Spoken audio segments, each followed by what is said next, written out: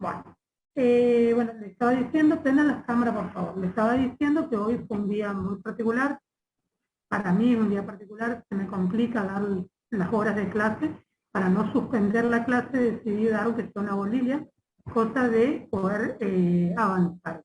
Acuérdense que esta es una materia muy larga, que antes era semestral, ahora se hizo cuatrimestral, por lo tanto, muchas veces tenemos que acotar los conocimientos y las bolillas debido a que no nos alcanza el tiempo. Nosotros preferimos, más o menos, como le dije, la primera clase tenemos que dar, en 10 clases tendríamos que dar todo el programa. 10 clases que nunca son 10 clases, porque siempre va a haber un día que a lo mejor uno no puede, a lo mejor uno se atrasa. Hay bolillas que son más largas que otras. Por ejemplo, cuando el tema de capacidad yo voy a dejar para ver, o vamos a ver atributos de la persona, vamos a ver el nombre, el domicilio y el estado. Y la capacidad, como es un tema que se ve en 2 bolillas, vamos a ver no la clase que viene, sino la otra. Y esa capaz que no lleve 1 o 2 clases. Hay bolillas, perdón, que nos va a llevar más días que otras. Hay bolillas que son más cortas, que en un día puede dar 2 bolillas y días que no. Más o menos, estimativamente, la idea es dar hasta persona jurídica, dejar para el segundo parcial. O sea que va a ser hasta la bolilla anterior a persona jurídica, que creo que, a ver, lo digo bien, persona jurídica es la 9, o sea que más o menos el parcial estaría dado una vez que veamos fin de la existencia. Fin de la existencia de las personas sería sería la última bolilla y ahí daríamos el parcial. Como yo sé que quedaron cosas pendientes con respecto a la clase pasada, vamos a verla la clase que viene. Que todo lo que sea repaso y todo lo que sea referente a esta bolilla, vamos a ver la clase que viene, vamos a ver un repaso de persona humana, vamos a ver los derechos personalísimos, un repaso nuevamente, y un repaso de la que vemos hoy. Eso es la clase que viene el lunes que viene. Y ya después, para la próxima, vamos a ver capacidad. Capacidad, ya les digo, son 2 bolillas. La idea es que demos una bolilla, son bolillas largas, a lo mejor damos una por clase, o vemos, porque a lo mejor no nos dé para dar las 2 bolillas de capacidad en un día. Capaz que veamos una sola clase, o en 2 vamos viendo, depende de cómo vamos avanzando. ¿Está claro, chicos? Pregunto. Sí, ¿Sí? sí, profe. Bueno, perfecto. Como les iba diciendo, hoy lamentablemente no voy a poder dar la clase entera. Para que ustedes no pierdan la clase y para poder avanzar, se me ocurrió por lo menos empezar a ver algo de las bolillas para no perder justamente la clase. En un primer momento, en un momento también pensé preguntarle a la doctora si ella podía a lo mejor cubrirme, pero justo están con las mesas libres, así que bueno, se nos complicaba el tema. Así que bueno, hoy vamos a ver, como les dije, vamos a ver los atributos de la persona.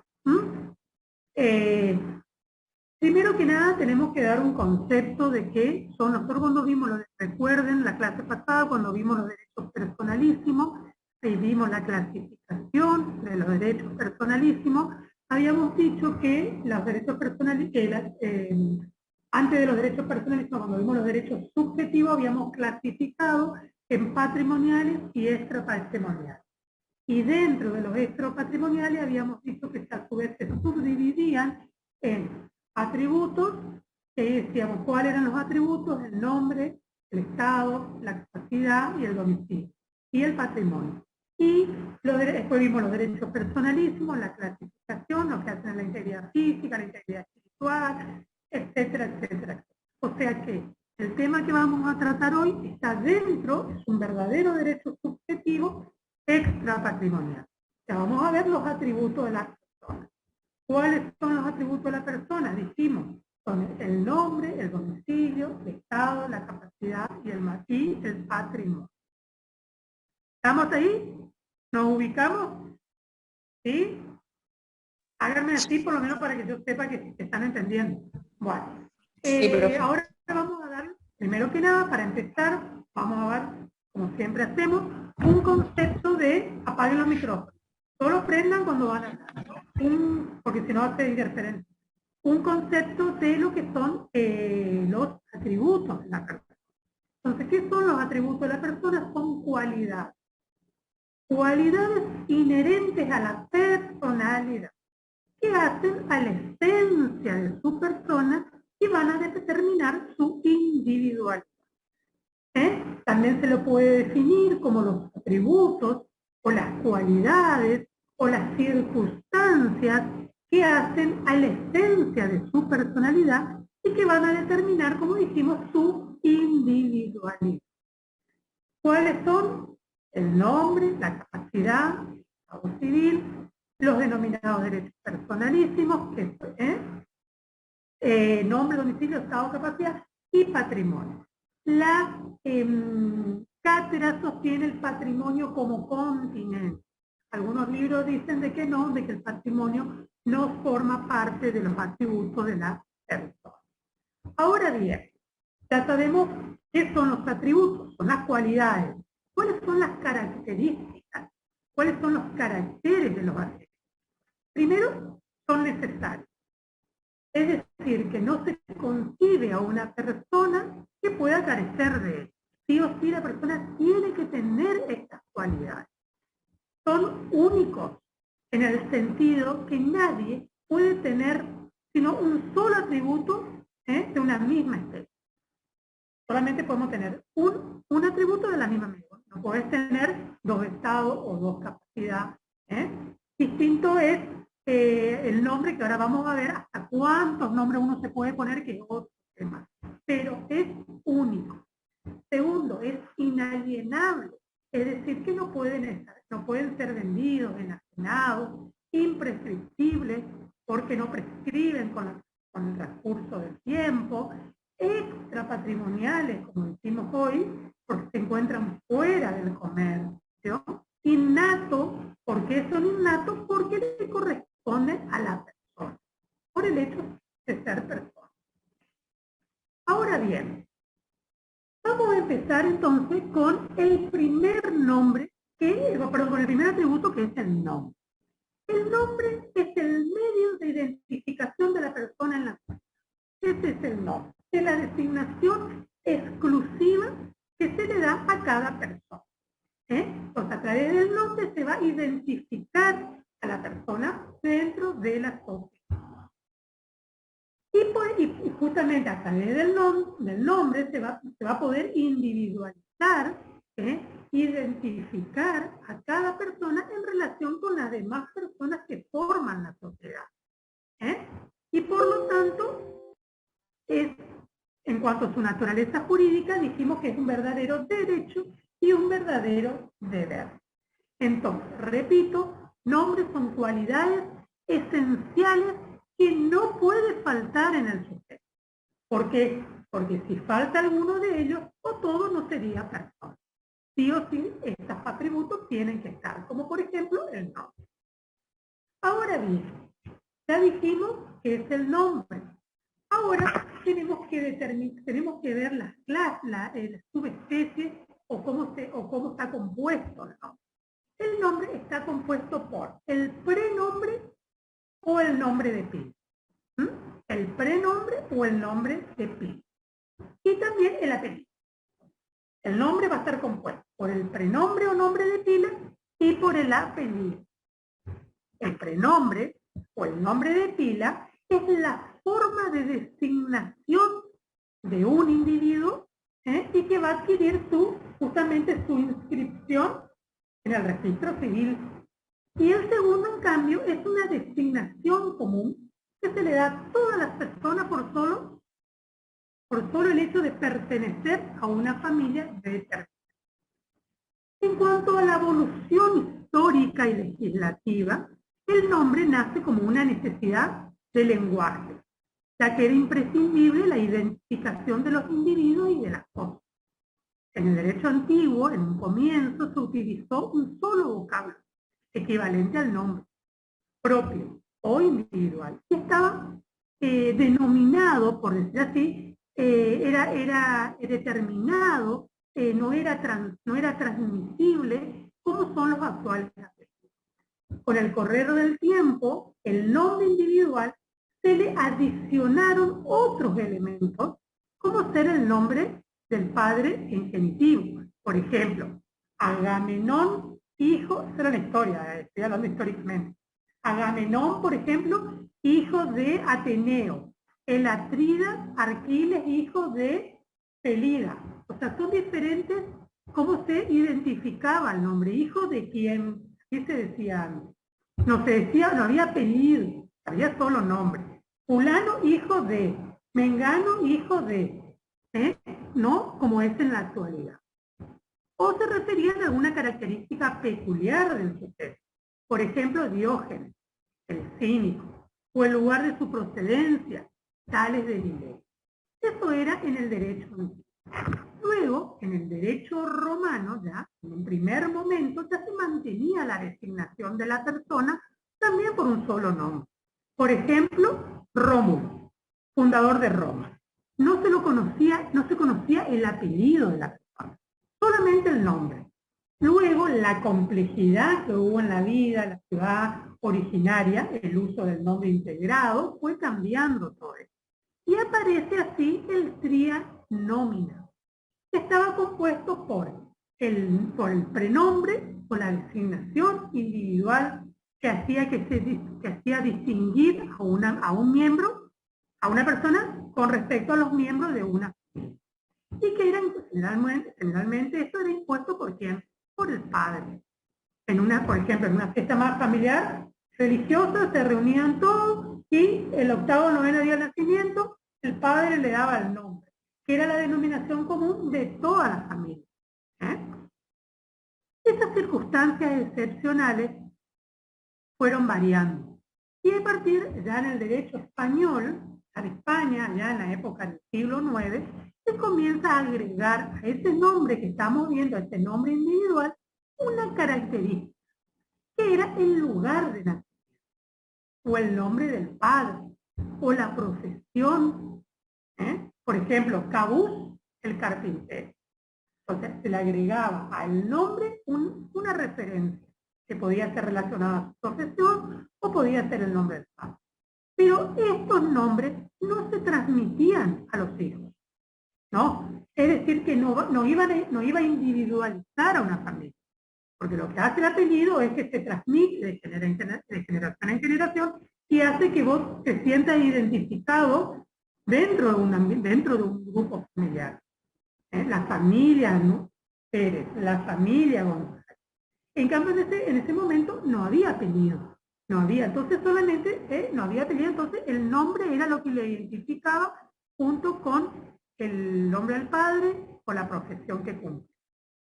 Luego fue evolucionando todo esto y con el Código Civil del año 1869 ya empezaron se pusieron nuevas disposiciones respecto al nombre. Y por ello, su régimen justamente fue muy distinto al de la época antigua. El primer cuerpo normativo que lo reguló fue la ley 11.609 en el año 43. Luego fue completado por otras leyes, por otros decretos. Estos primeros cuerpos legales recogieron, todo lo que recogieron lo hicieron del derecho consuetudinario. Y algunos criterios judiciales, pero en general fueron insuficientes. Recién en el año 1969 se dicta la ley 18.248. ¿Qué hace esta ley? Regula el nombre. ¿De qué manera? De manera orgánica. Esta luego fue modificada por diferentes leyes que fueron, como ser la de la patria potestad, la del matrimonio civil, la adopción, el matrimonio igualitario, etcétera, etcétera. Eso es un pantallazo en cuanto a la evolución histórica y legislativa del nombre. En cuanto a la naturaleza jurídica, en doctrina, entonces se han elaborado, como siempre decimos, muchas tesis para poder explicar la verdadera naturaleza jurídica del nombre. Se descarta, por un lado, algunos hablaban de la idea de propiedad. Esto queda descartado. Una parte de la doctrina actual entiende que el nombre, al ser utilizado como forma de individualizar, como forma de distinguir al individuo, es un atributo esencial de la personalidad. Algunos dicen que, para poder distinguir de otro, dice que el nombre es un atributo de la personalidad. No hay duda que el nombre es un atributo, pero definirlo como tal no te determina la verdadera naturaleza jurídica. También se sostiene que el nombre de la persona humana es un derecho subjetivo extrapatrimonial, distinguiéndolo del nombre de las personas jurídicas, que generalmente tienen un contenido patrimonial. Por ejemplo, el nombre que se le da a una sociedad determinada. Ahora bien, tampoco hay duda de que el nombre es un verdadero derecho subjetivo, porque eso lo dijimos ya. El nombre es un verdadero derecho subjetivo de carácter extrapatrimonial, pero indudablemente cumple otra función. Entonces, por ello que es muy importante sostener que el nombre debe ser considerado como una institución. Decían otros, de la policía civil, otros decían no, tiene que ser no como atributo, no como un derecho subjetivo patrimonial, sino como una institución del poder de policía. Queda impuesto ¿por quién? Por la ley en forma obligatoria para todos los individuos. Ahora bien, el nombre no puede ser considerado nunca como un mero instrumento clasificativo y de control. Por lo tanto, tampoco sostenemos esta postura. Entendemos, dice algunos autores, como por ejemplo Rivera, entiende que corresponde distinguir el nombre. Distinguir el nombre en sí mismo, de las facultades que puede dar, lugar. En sí mismo, el nombre es un atributo de la personalidad, eso no hay duda, que contribuye a la individualidad de la persona como ser humano, y que por lo tanto le corresponde a todos, el solo hecho de ser tal, solo hecho de ser hombre. Desde otro punto de vista también existe un verdadero derecho, que se entiende que es un verdadero derecho subjetivo, ¿no? Pero las personas también están obligadas a usar nombre, a usar apellidos, sobre todo para ser diferenciadas dentro de la sociedad. De allí que es adecuado, te dice que en el ordenamiento legal argentino se caracteriza el nombre como un derecho o un deber de identidad, que es lo que sostiene la Carta. Entonces, en cuanto a la naturaleza jurídica, el nombre es un derecho y es un deber de identidad. Y así lo establece el artículo 62 del Código, justamente cuando dice que la persona humana tiene el derecho y tiene el deber de usar un prenombre y un apellido que le corresponde. Bueno, en cuanto a las características ya vimos, entonces vimos que era el nombre. Profe, tengo una pregunta. Sí.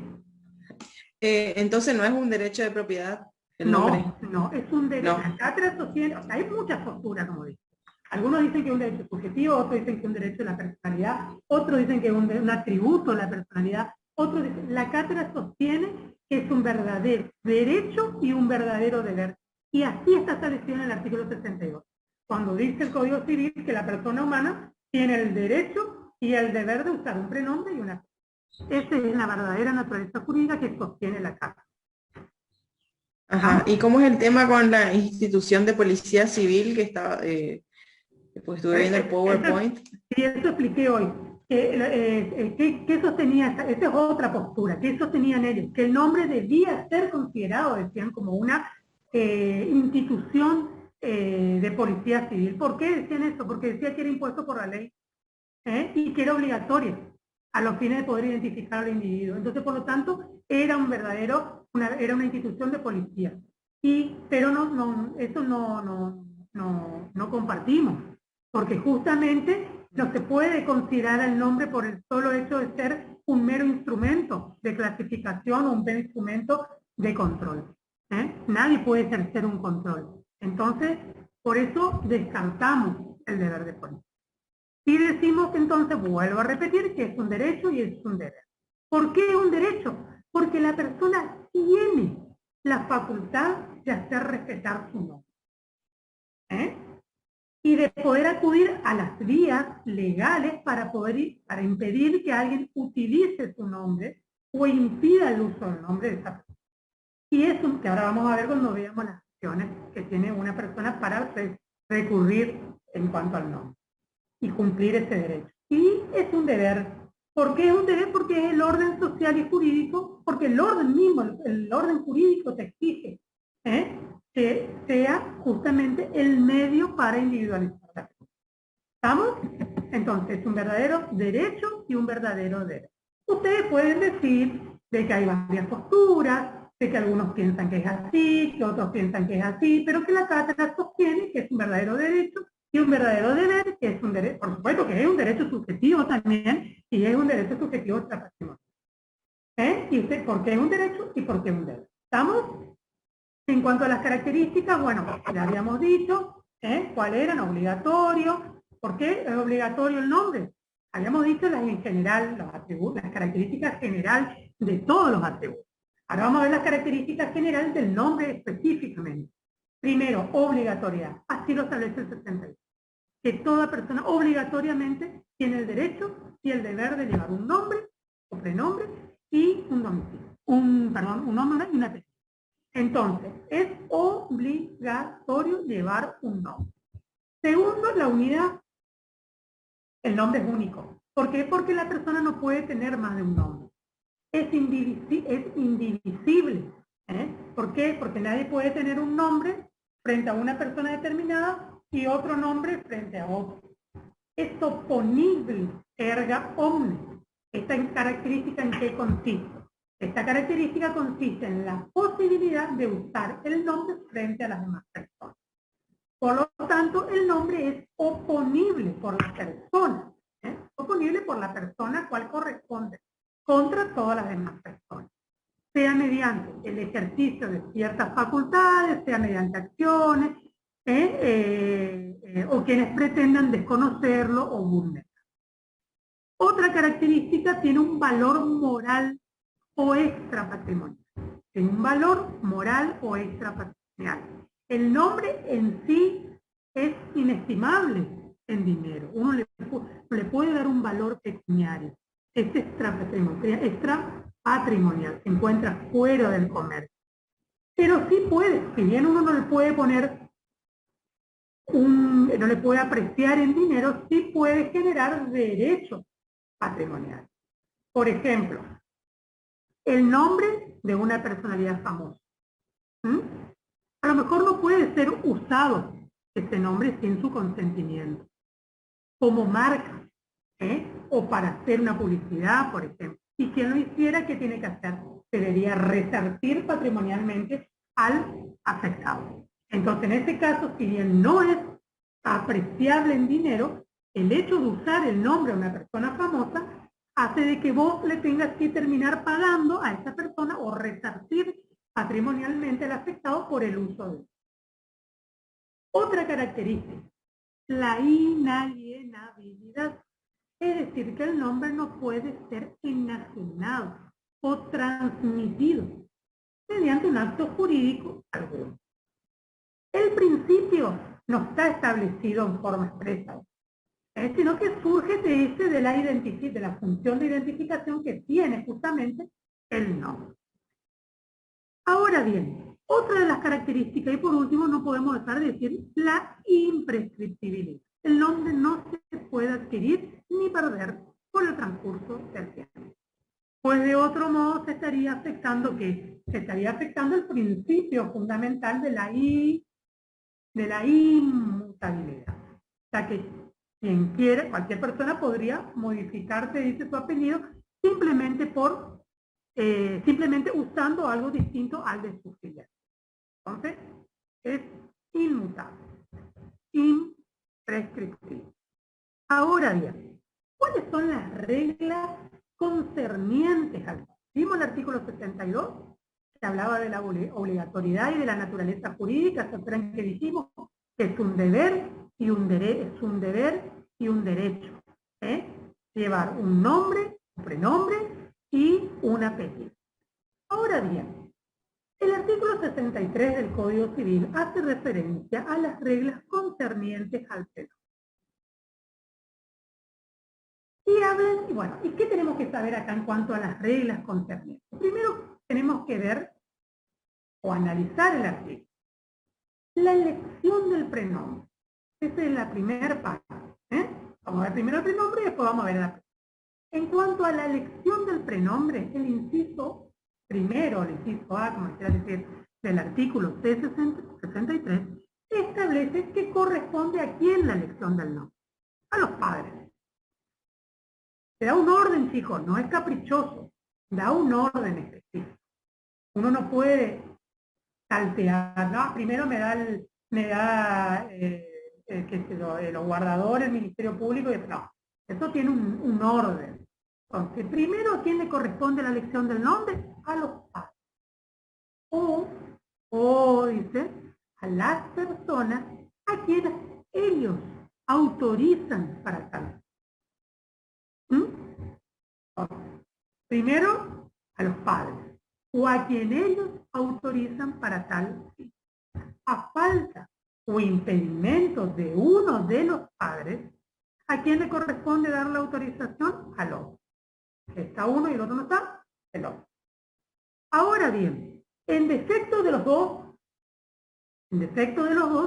debe hacerse a través de quién? Los guardadores que tengan a su cargo los menores, el Ministerio Público o el funcionario del Registro Civil de Estado y Capacidad de la persona. El derecho a elegir el nombre surge justamente de la relación parental. Ahí surge. En primer lugar, entonces, dijimos, la elección le va a corresponder en primer lugar a los padres, a ambos padres, o a quienes ellos autoricen para tal fin. ¿Por qué? Pues la inscripción en el nombre en el registro de estado de capacidad de la persona puede hacerse por medio de apoderado. Pues en principio dijimos, vuelvo a repetir, a los padres o a quien ellos autoricen, en el caso de que se designe un apoderado. Ahora, si no hay acuerdo entre ambos, no se ponen de acuerdo, podría, te dice, uno de los padres hacer que acudir al juez competente, quien deberá resolverlo al procedimiento de la manera más breve posible. Previa audiencia con quién, con los progenitores, y con la intervención del Ministerio Público. Acuérdense que el Ministerio Público, siempre que haya menores, interviene bajo pena de nulidad.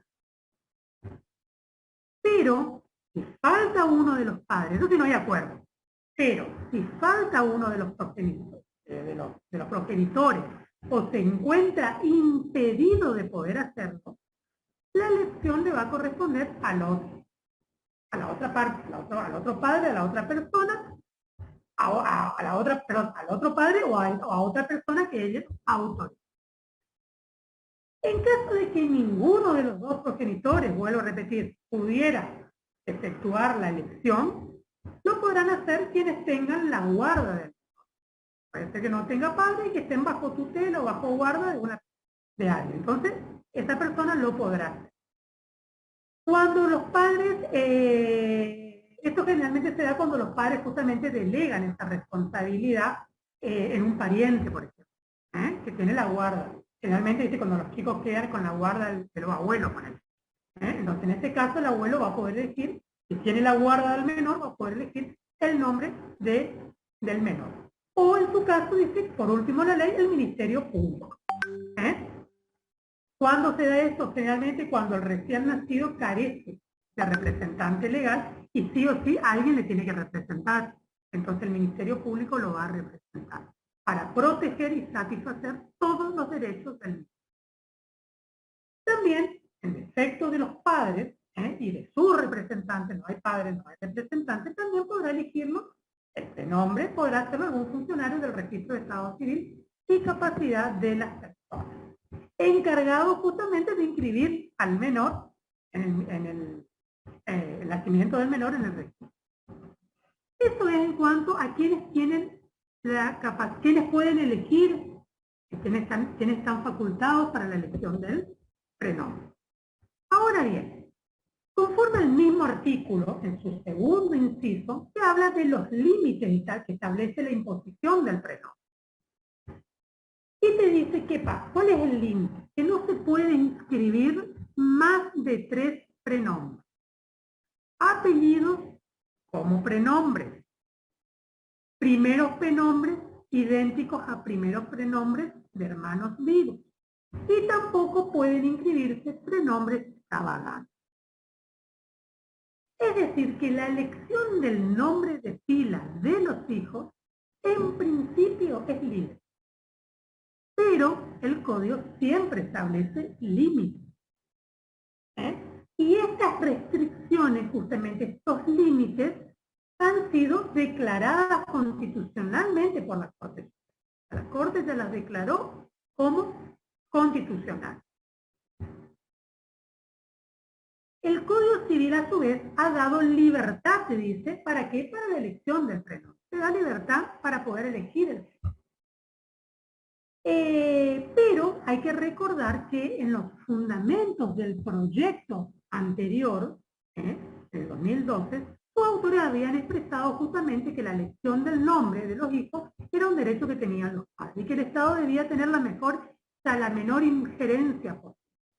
Y que las únicas limitaciones que hoy contiene este inciso, como vimos hoy, son de fácil aplicación y que solo la última, la que dice los nombres extravagantes, podría dar una mayor interpretación.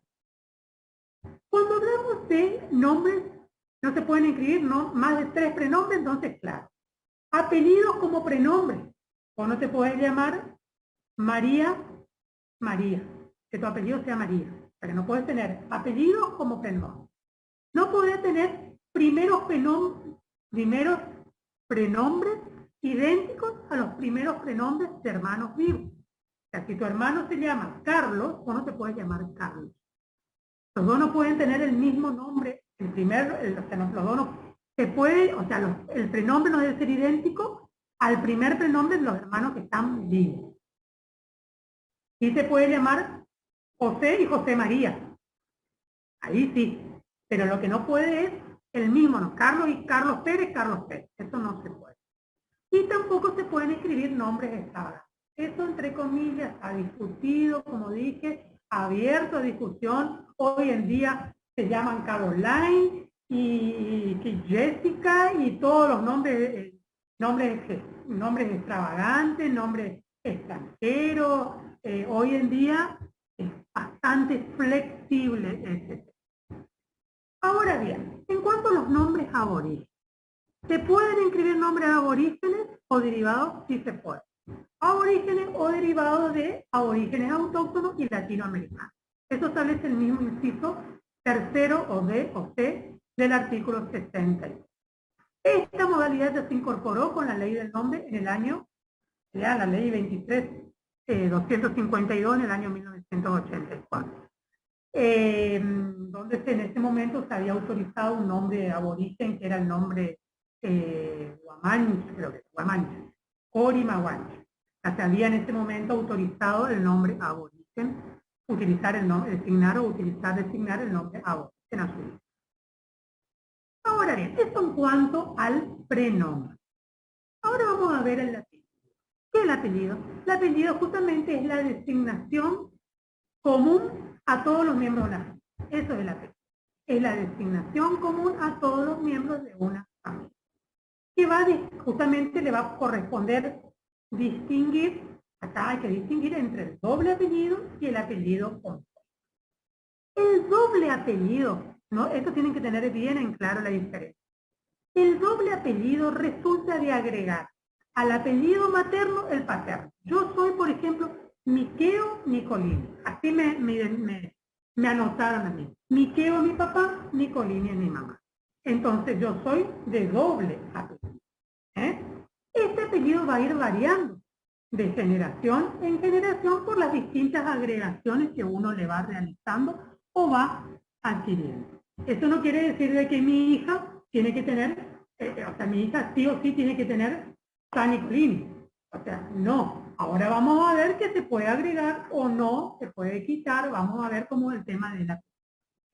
Ahora bien, entonces, el apellido, este es el apellido, el doble apellido. Después tenemos el apellido compuesto, que es el que se presenta pero integrado, por dos apellidos que son inseparables. De modo tal que si yo suprimo uno de ellos, la denominación queda incompleta. El apellido compuesto no se puede alterar, es inalterable. Por ejemplo, Martínez de Oz o Álvarez de Toledo o Montes de Oca. Eso no se puede alterar.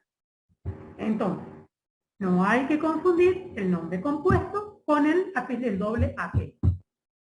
¿El apellido cuándo se adquiere? En principio, el apellido se adquiere por filiación y no por voluntad de los progenitores. En el caso de los cónyuges, por ejemplo, ¿cómo se puede adquirir? A través del matrimonio. También puede ser, se dice, también se puede adquirir por medio de un acto administrativo, en algunos casos también se puede adquirir por acto administrativo, que en realidad no tienen una afiliación determinada, o cuando alguien, por ejemplo, pide que se inscriba el nombre que viene usando hace mucho. Ahora bien, la pregunta en cuanto a los padres, si están casados o no están casados, vamos a ver ahora, no se apuren un poquito, vamos a hablar un poquito más de esto, y ahora vamos a ver cómo es con hijos matrimoniales, extramatrimoniales, cuando uno le reconoce, cuando el otro no le reconoce qué apellido. Ahora bien, profe, ¿le puedo hacer una consulta? Si es con lo que estoy hablando, sí, porque lo otro vamos a ver más adelante. Sí. Del apellido, si siempre va primero el apellido del papá y después el de la mamá. No, eso varió ahora. Ahora uno puede llevar primero el apellido de la mamá, primero el segundo el apellido del papá, o eso es, ahora vamos a ver eso también, no se preocupen, Ahora simplemente de que puede haber compuestos y que puede haber dobles apellidos, ¿sí? Ahora bien, ¿cómo es? Vamos a ver ahora el apellido del hijo matrimonial. Vamos a empezar a diferenciar. Matrimonial. Vamos a ver los hijos extramatrimoniales, ¿sí? ¿Cuál? En cuanto a los hijos matrimoniales, o sea, de matrimonio heterosexual u homosexual, la norma del artículo 74 que dice, el hijo matrimonial va a llevar el primer apellido de uno de los cónyuges. Respondí a tu pregunta, Abril. De uno de los cónyuges, dice el 74. El hijo matrimonial va a llevar el primer apellido de alguno de los cónyuges. En caso de que no haya acuerdo, nada, va mío, no va el mío, no va el mío. En caso de no haber acuerdo, se va a determinar por sorteo. ¿Quién va a realizar el sorteo? El encargado del registro de estado civil y capacidad de la persona. Me parece una tontera eso, pero bueno, es así, la ley dice. Me parece que el del registro va a venir a decir a mí. La última después hasta ahí te dejo, pero bueno, ponele, es así. Entonces es el encargado del registro, el que va a realizar el sorteo y va a decir, bueno, listo, no se ponen de acuerdo, va primero a pedir el padre, va a pedir el apellido. Listo. O del interesado, porque puede ser que la persona tenga edad y madurez suficiente como para poder agregar el apellido del otro. No, yo ya tengo el grado de madurez suficiente como para entender, yo quiero llevar primero el apellido de mi mamá, o yo quiero llevar primero el apellido de mi papá. ¿Puede? Sí, puede. Y ver cuál apellido lleva primero. Siempre el juez va a tener en cuenta lo que también ante la pelea de los padres, va a tener en cuenta, va a oír al menor. Si el menor quiere, va a dar prioridad al interés superior del niño. Él quiere llevar el apellido del padre o él quiere llevar el apellido de la madre. También se ha introducido un cambio muy fundamental en nuestra legislación, que es imponer al hijo matrimonial el primer apellido de cualquiera de los padres. Entonces eso es muy común. Así se va a permitir el llamado del apellido de familia, se les suele decir, con una sola limitación que es impuesta por la misma norma. Que todos los hijos de un mismo matrimonio deben llevar el apellido y la integración compuesta que se haya decidido para primero de los hijos. Entonces, ponete de acuerdo, pone primero uno, pone primero otro, pone los dos, pone el compuesto, pone como quieras. Pero al segundo hijo le vas a poner de la misma manera que le pusiste al primero. Si el primero es Pérez Roldán, el segundo va a ser Pérez Roldán. Si es Pérez solo, el segundo va a ser Pérez. Entonces, a pedido, entonces vuelvo a reiterar, todos los hijos, dice la norma, que todos los hijos de un mismo matrimonio deben llevar el apellido y la integración compuesta que se haya decidido para el primero de los hijos. Compuesta, no estamos hablando del doble apellido, del apellido compuesto. Si es Monte de Oca, el segundo va a ser Monte de Oca. Estoy hablando en mi caso que es doble apellido. Nótese que acá justamente lo que impone la ley es la obligación de transmitir al menos el primer apellido. Por lo menos que se transmita el primer apellido. Así, si alguno de los cónyuges ya tiene un apellido doble, si alguna de las personas tiene el apellido doble, entonces en estos casos será el primer componente de ese apellido el que obligatoriamente se deberá transmitir. Si tiene doble apellido, el primero obligatoriamente sí o sí tiene que transmitir, el segundo de último por otra. Vuelvo a repetir. Lo que impone en cuanto a la obligación de transmitir al menos el primer apellido que tiene que obligar a transmitir, el primer apellido. Así, si alguno de los cónyuges ya tiene un apellido doble, será, como el caso mío, entonces, el primer componente de ese apellido es el que obligatorio. Yo tengo el doble apellido, entonces yo soy Miqueo Nicolás. Por lo menos uno, por ejemplo, en este caso, el primero, por lo menos apellido, tiene que seguir tiene que transmitirse obligatorio. Así, entonces, porque como vuelvo a repetir, si el primero compone un apellido doble, obligatoriamente deberá transmitir por lo menos uno, sin perjuicio de poder imponer luego ese apellido doble en su integridad. A diferencia de los prenombres, acá no existe, te dice, a diferencia de lo que pasa en el apellido, acá no existe el límite en cuanto a la cantidad de apellidos que uno tiene. Acá no existe el límite. Puedes tener todos los apellidos que quieras, salvo, siempre y cuando sean de buen gusto, es la ley. El apellido compuesto se transmite de generación en generación. El compuesto se transmite de generación en generación en forma idéntica. Para el supuesto de falta de acuerdo, no hay acuerdo entre los progenitores, en cuanto al apellido del hijo matrimonial, va a ser determinado por sorteo, como dijimos, por el registro de estado civil y capacidad de las personas. Esta equiparación, dice, de derechos que existe justamente entre ambos progenitores para la elección del apellido de los hijos, es justamente una consecuencia de la igualdad absoluta que existe entre los cónyuges, que está reconocida por nuestros tratados, por la Convención sobre la Eliminación justamente de toda forma de discriminación contra la mujer. Y otros instrumentos supranacionales que adquirieron jerarquía constitucional a través del 1994, a través del artículo 75, inciso 20. También se prevé, la ley también prevé la agregación del apellido del otro cónyuge, a pedido de los padres o del interesado, como hicimos, de edad, con grado y edad de madurez suficiente, se puede agregar el apellido. Habíamos visto ya, como ejemplo, cuando vamos a ver el tema de la capacidad progresiva, cuando veamos el tema de la capacidad progresiva,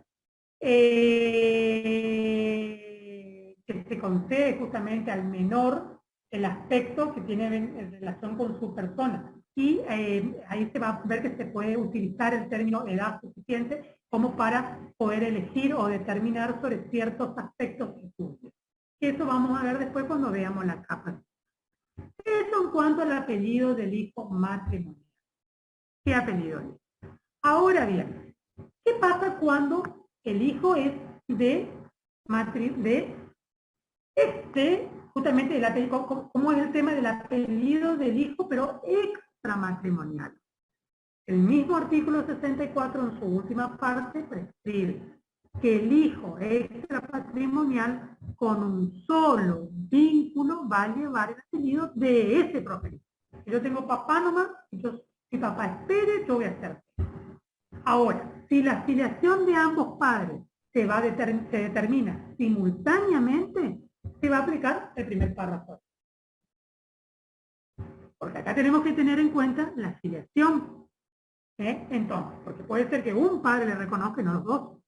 Entonces, si es extramatrimonial y uno le reconoce, solo uno le reconoce, el otro desaparece, solo uno lo reconoce, va a llevar el apellido de ese padre, de ese progenitor. Ahora bien, si los dos lo reconocen al mismo tiempo, en este caso se aplica como si fueran hijos matrimoniales.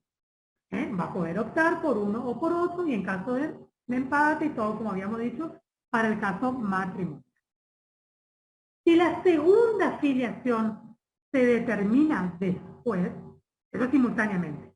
Ahora, si la segunda filiación se determina después, más adelante, los padres van a acordar el orden de cuál apellido va a llevar primero. Y a falta de acuerdo, como siempre decimos, a falta de acuerdo, quien dispone el orden de los apellidos va a ser el juez, teniendo en cuenta el interés superior del niño. Entonces, en esta materia, en todo este tema, el principio general es que en el hijo matrimonial, extramatrimonial, va a llevar el apellido del progenitor que le reconoce como tal. Si es que existe una sola filiación. Si ambos asumen la relación parental, se va a aplicar el primer párrafo. Como dijimos hoy, es decir, que puede llevar el apellido de cualquiera de los cónyuges. Y si la segunda filiación se determina posterior, ambos padres se pondrán de acuerdo y en caso de que no se pongan de acuerdo, vuelvo a repetir, es el juez el que va a determinar teniendo en cuenta el interés superior. Ahora bien, vimos en los apellidos, en los hijos matrimoniales, en los hijos extramatrimoniales, y ahora vamos a ver el apellido del menor de edad, pero que no tiene una filiación determinada. Puede ocurrir que una persona menor de edad no cuente con una filiación determinada. Entonces, en este caso, ¿qué dice el artículo 65? Establece cómo se debe anotar a esta persona, no tiene una filiación determinada. Se debe anotar quien debe anotar, perdón, es el oficial del registro de estado civil y capacidad de la persona. ¿Y con qué apellido le va a anotar? Con el apellido que esté usando. O en su defecto, un apellido muy común que tiene la generalidad de la persona. Puedo anotar con el mismo apellido que está usando o con algún apellido que sea común. El sistema, la idea en estos casos es justamente dotar a la persona de un apellido que sea común, que no genere confusiones en cuanto al parentesco, en cuanto a los apellidos homónimos, y que la decisión es justamente que realiza la decisión administrativa es provisional, ya que la establecida, ya que la verdadera, ¿por qué dice que es provisional? Porque la verdadera filiación se va a suplantar luego el apellido común que le corresponde. ¿Qué pasa si el interesado ha usado durante toda su vida, un apellido determinado? Por ejemplo, toda su vida se llamó Pérez porque él le gustaba que le digan Pérez.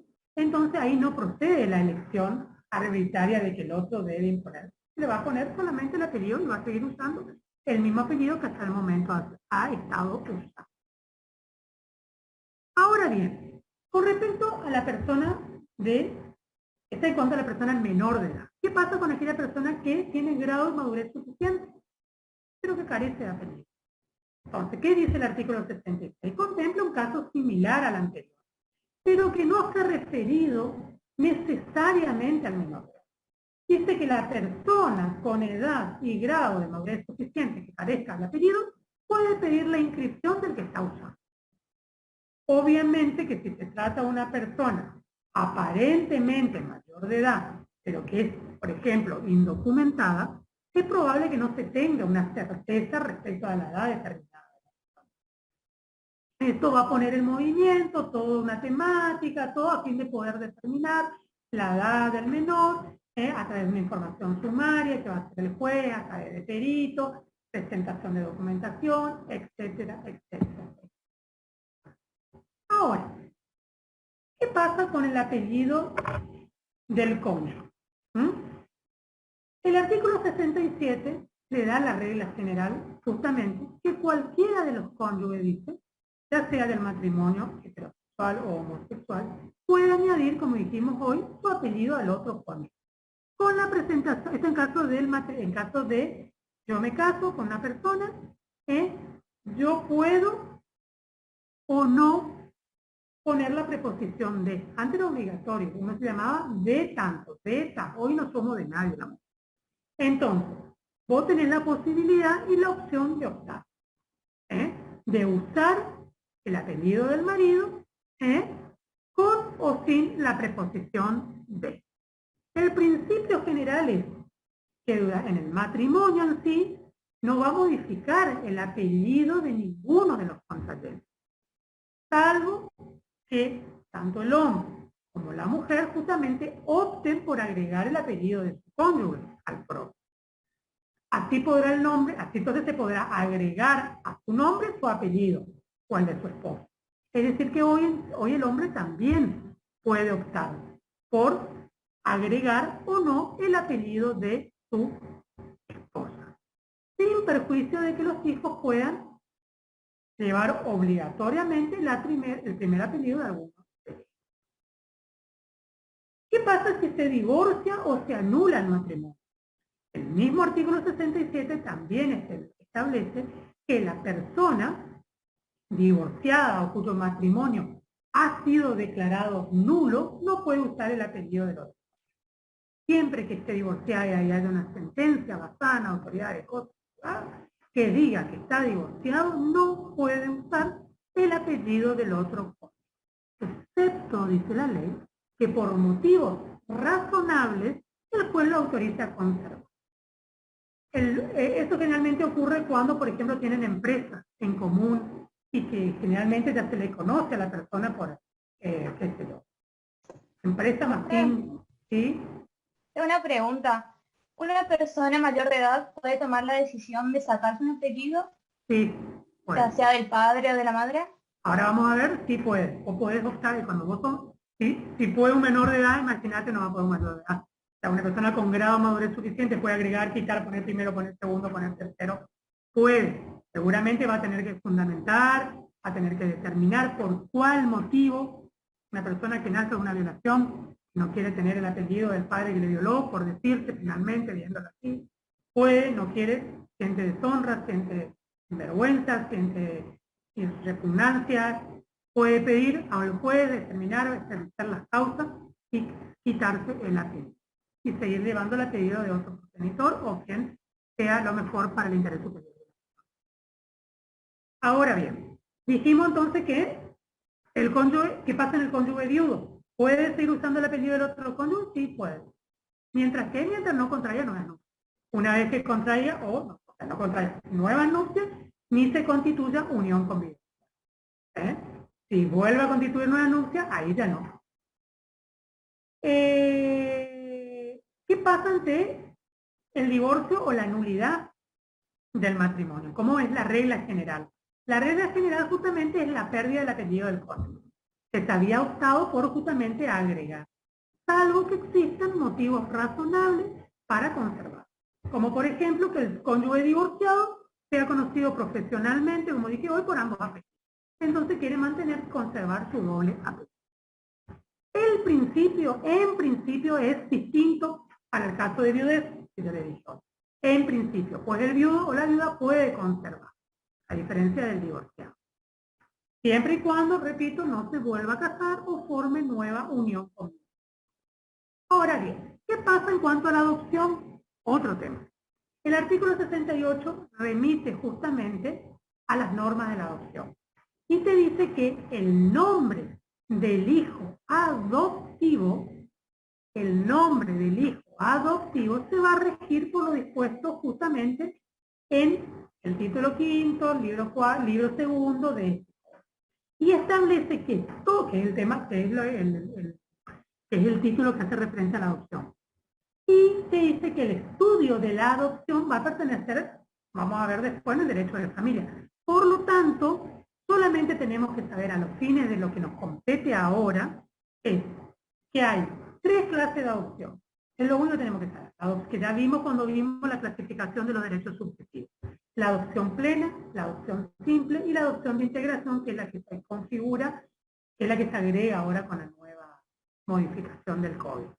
¿Qué es la adopción plena? Es la que le va a conferir al adoptado la condición del hijo, y va a extinguir los vínculos jurídicos que tiene con la familia de origen, con la excepción de que subsistan los impedimentos. Con eso, o sea, la excepción es de que subsistan algún impedimento más. Y el adoptado tiene en la familia adoptiva todos los mismos derechos y obligaciones que tiene el hijo. Entonces, esa es la adopción plena es la que rompe el vínculo de sangre con la familia de origen. Por eso dice extingue, rompe los vínculos de sangre. Después tenemos la adopción plena, la adopción simple, que es la que le confiere justamente, la que le va a otorgar al hijo, al adoptado, el estado de hijo, pero que no crea vínculos jurídicos con los parientes ni con el cónyuge del adoptado. No hay ningún tipo de vínculo. Y por último, la adopción de integración, que se va a configurar cuando se adopta el hijo del cónyuge o del conviviente. ¿Cuántas veces pasa de que una persona se casa con alguien que ya tiene hijos? Entonces, ese padre que, por ejemplo, yo me vuelvo a casar con una persona, yo tengo hijos. Entonces mi marido lo que hace es, yo le agrego el apellido de mi marido a mi hijo, que no es su hijo. Por eso que te dice que la integración se configura cuando se adopta al hijo que no es su hijo y se le agrega su apellido del cónyuge o del conviviente. Entonces, lo que hace el artículo es establecer como regla general y principal que el prenombre del adoptado siempre debe ser respetado.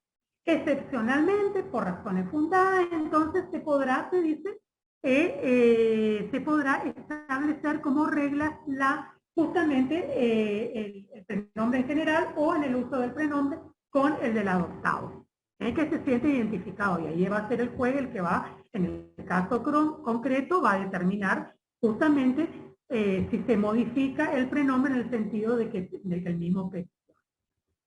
Eso en cuanto a la adopción. Ahora, ¿qué pasa en cuanto al apellido? ¿Cómo es el apellido? Ahora vamos a ver en particular, ¿cómo es el apellido en la adopción plena? La adopción plena puede ser unipersonal o puede ser conjunta.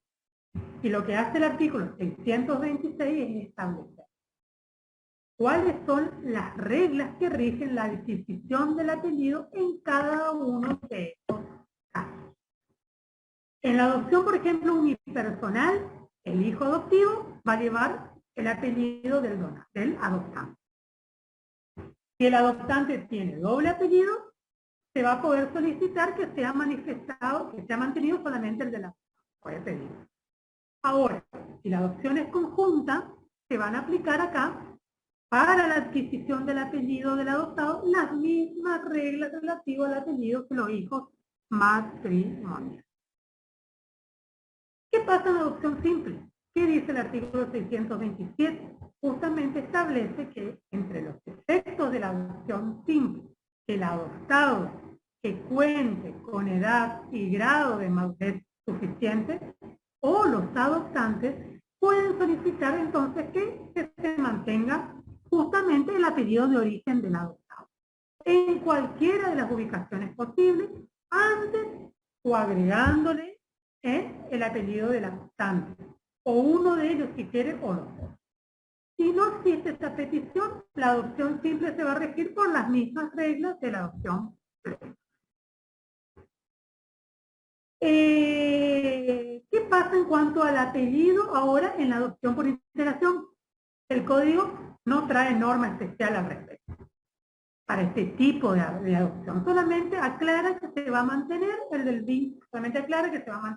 el vínculo auxiliatorio entre el adoptado y el progenitor de origen, cónyuge o conviviente del adoptado, de tal modo que el menor va a mantener el apellido de su progenitor. Ahora bien, ¿se puede cambiar el nombre? El principio general en materia de nombre es la inmutabilidad. Ese es el principio general. Esto significa que una vez que se impone el nombre, no se puede modificar. El fundamento de este principio se radica en razones justamente de seguridad. ¿Por qué? porque si se admite el cambio arbitrario del nombre, implicaría un desorden, inseguridad, incumplimiento de los deberes, de las obligaciones. Justamente esa inmutabilidad del nombre ya fue un tema muy discutido en la ley 18.248, que luego, perdón, ya fue muy discutido en la doctrina, que luego fue adoptado o acogido por la ley 18.248, cuando era la ley del nombre, que lo acogió de manera expresa.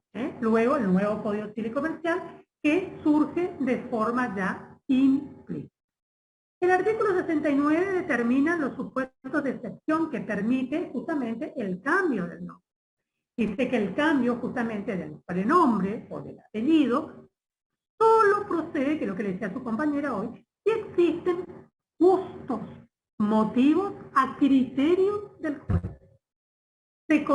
¿Qué se considera justo motivo? Yo digo, sí, justo motivo. ¿Qué son los justos motivos? Se considera justo motivo de acuerdo a cada caso en particular, el seudónimo cuando hubiese adquirido notoriedad, o en lo que tenga raigambre cultural, étnica y religiosa, o la afectación de la personalidad de la persona que es interesada, cualquiera sea la causa o el motivo, siempre que se acredite. También se van a considerar justos motivos y que no requiere intervención judicial el cambio de prenombre por razones de identidad. Y el cambio de prenombre y apellido por haber sido víctima de desaparición forzada, apropiación ilegal, alteración o supresión del estado civil o identidad de la persona. Dijimos primero, justo motivo. Es decir, que lo primero que la fórmula o el criterio general es que se permite el cambio, vamos a analizar aquí. Está bien, justo motivo, se permite el cambio del nombre.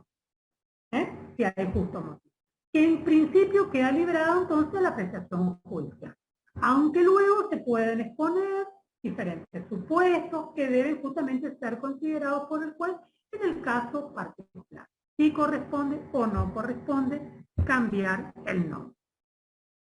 El seudónimo. El primer supuesto permite que el seudónimo, que es protegido justamente por el código, pueda sustituir el prenombre o el apellido cuando adquiera notoriedad. Muchas veces, por ejemplo, muchas veces algún personaje famoso que se lo conoce más con su seudónimo que con su nombre en sí. Entonces, si hay justo motivo, pues puede autorizar que siga usando como prenombre su seudónimo. Otros que tengan raigambre cultural, también causal, como raigambre cultural étnico religioso. ¿De dónde se debe inferir la adhesión o el rechazo a una religión, por ejemplo, determinada que pueda llegar a justificar o no? Por ejemplo, cambiar el nombre de Cristiano por Cristaldo. También el respeto a la identidad. Es un ejemplo, por ejemplo, en cuanto a lo religioso. Cambiar porque se llama Cristiano, no se quiere llamar Cristiano, no le gusta. Se puede llamar Cristaldo. Algunas personas se llaman, por ejemplo, que tengan alguna relación en cuanto a la identidad cultural o en cuanto a la identidad étnica. También abre esa posibilidad. Supongamos, por ejemplo, un menor de origen asiático, africano, que es adoptado por padres que son argentinos. Entonces podría, este menor con grado de edad o grado de madurez suficiente, justamente solicitar el cambio de nombre por Carlos. Carlos por Chaca, por Pedro. Entonces, en este caso también. También cuando afecta a la personalidad. Esa es otra causal. El último supuesto se refiere justamente a la afectación de la personalidad, que la persona solicita el cambio de nombre. Acá la jurisprudencia ha admitido el cambio de nombre cuando existen, por ejemplo, lesiones al nombre. Por ejemplo, cuando el nombre es públicamente deshonrado por los padres. Los padres deshonran su apellido, su nombre, son criminales, son narcotraficantes. Entonces el hijo se siente como que quiere cambiar su apellido, quiere cambiar no se siente identificado, para él se están lesionando a su honor, entonces puede pedir que se cambie el nombre. ¿Por qué? Por deshonra, por la deshonra que hacen uso los padres. Para poder modificar el nombre, no es suficiente con la comisión de un ilícito por los padres o parientes, sino que este debe ser realmente grave y tuvo que haber adquirido notoriedad. Justo motivos que no requieren intervención judicial también tenemos, el código también acá hace referencia a la identidad de género, que permite justamente el cambio del nombre por vía administrativa. Eso se hace por vía administrativa, se va a adoptar el género conforme la evidencia interna del mismo. Eso dice la ley 26.743, que es la de la identidad de género, en el artículo 2 del artículo 4. Tampoco requiere que intervenga el juez, no requiere ninguna intervención judicial. Aunque aunque la acreditación del delito en forma previa en el proceso penal, sí, en cambio que se solicite quiere ser que la víctima de la protección legal o alteración del estado civil de identidad de la persona. Ahí sí se requiere la intervención del juez. El código también establece procedimientos como cambiar el nombre. Que dice el artículo 70 establece que todo cambio de prenombre o apellido debe tramitarse por el proceso más abreviado que prevé la ley. Siempre con intervención, como dijimos, del Ministerio Público. Este pedido se debe publicar en el boletín oficial una vez por mes durante 2 meses. Y se puede formular oposición dentro de los 15 días, dice el artículo, hábiles, contados desde el momento, contados desde la última publicación del mismo. ¿Cómo se debe entonces, por lo tanto, al respecto se debe requerir toda la información necesaria para usar para justamente medidas necesarias respecto justamente a medidas precautorias que puedan llegar a existir respecto del interesado. Y que la sentencia que dicta el juez siempre va a ser oponible a terceros desde el momento que se inscribe en el registro de estado civil y capacidad de la y que debe rectificarse poniendo todas las partidas, los títulos, los asientos registrables que sean necesarios. Con estas medidas, el código lo que pretende justamente es proteger los intereses de los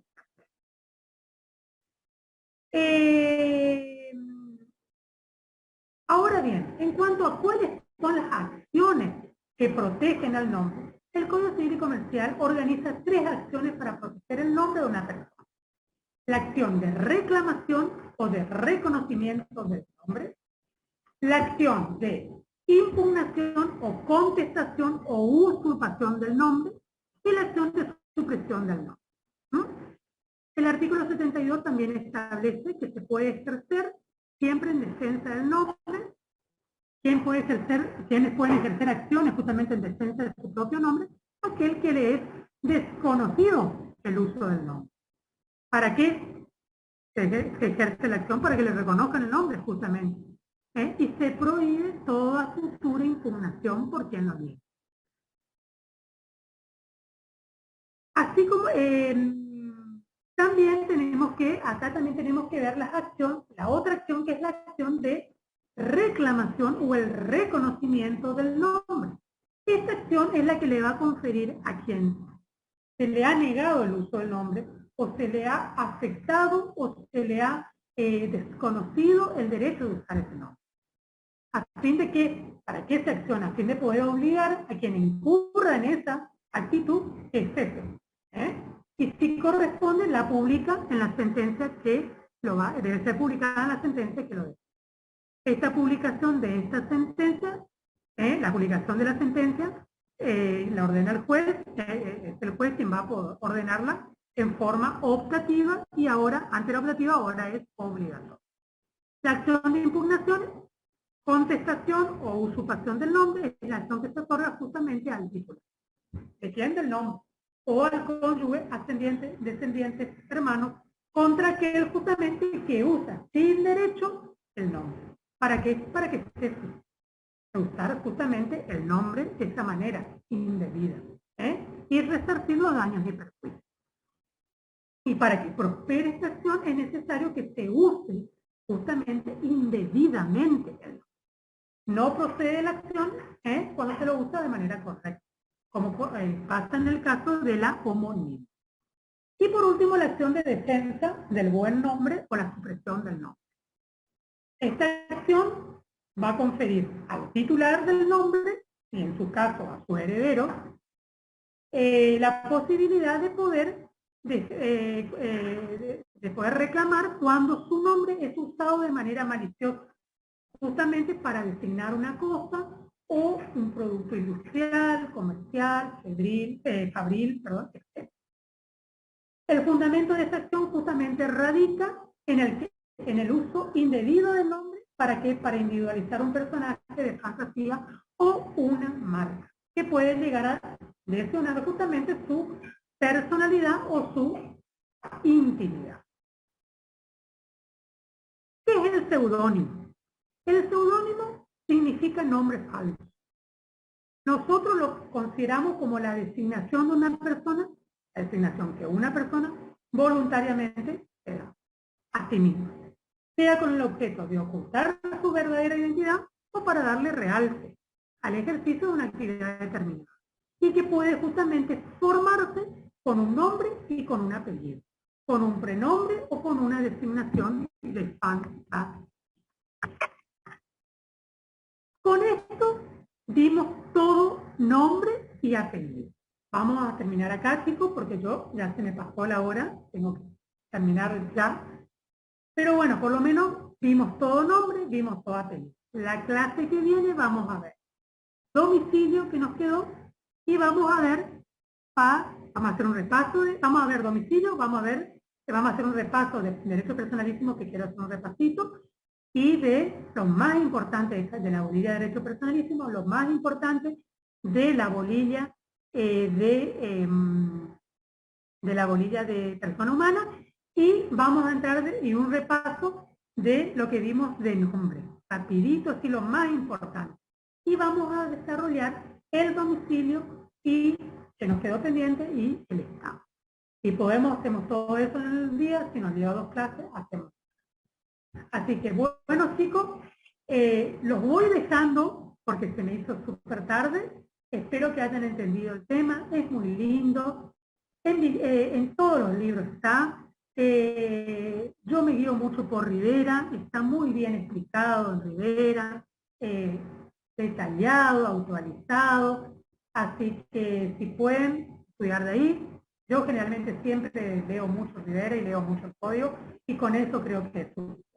Así que bueno, chicos, yo le voy a poner a todo presente, así que nos vemos la clase que viene, si Dios quiere, a la misma hora de siempre, 3:30, yo ya si puedo, ya voy a entrar el 20.